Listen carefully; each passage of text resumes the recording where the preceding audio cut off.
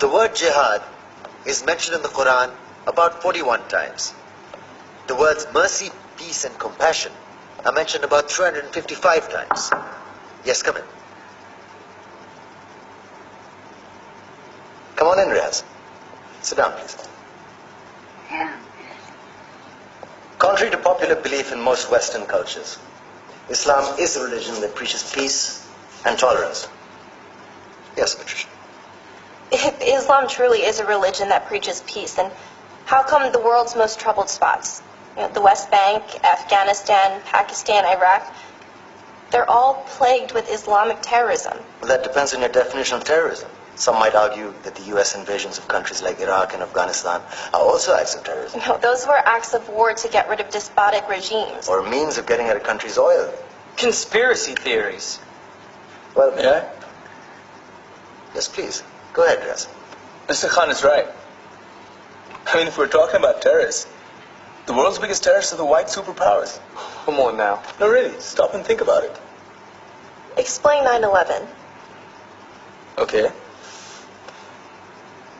Do you know how many people died in the Twin Towers strike? Around 3,000. And do you have any idea how many people died in the bombing of Afghanistan? Take a wild guess.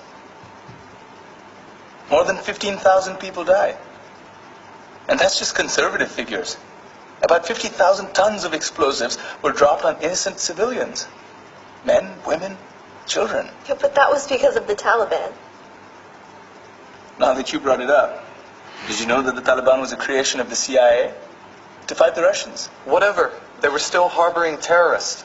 Yeah, right. Terrorists that were never found. Just like the weapons of mass destruction that were never found in Iraq. Do you want to get into the death toll in Iraq? 500,000 civilians and counting. And what do Britain and America say when they don't find these weapons? It's simple. They just say sorry.